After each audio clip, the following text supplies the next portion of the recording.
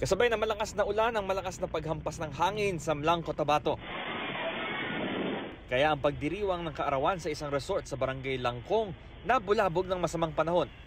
Ang mga kasama sa selebrasyon nagsiksikan sa gilid ng bahagi ng gusali dahil sa lakas ng ulan.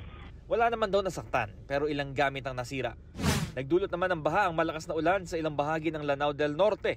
Sa bayan ng Sultan Naga di Maporo, pinasok ng tubig ang ilang bahay sa barangay Bangko. Humambalang naman ang mga putik at bato sa kalsadang yan sa barangay Kinanga sa Don Marcelino, Davao Occidental. Nagsagawa na ng clearing operation sa kalsada ang mga otoridad. Karoon naman ng landslide sa bahagi ng National Road ng Hungduan, Ifugao. Nagsagawa na ng clearing operation sa mga otoridad. Nagka-landslide din sa bahagi ng Quezon Road sa Baguio City. Pansamantala muna itong isinara habang inaalis pa ang mga nakaharang na bato. Ayon sa Pag-asa, ang mga pag-ulan sa Visayas at Mindanao nitong weekend dulot ng localized thunderstorms. Hanging habagat na pinalakas ng bagyong Bising ang nagpaulan naman sa ilang bahagi ng Hilaga at gitnang Luzon, kabilang ang Cordillera Administrative Region.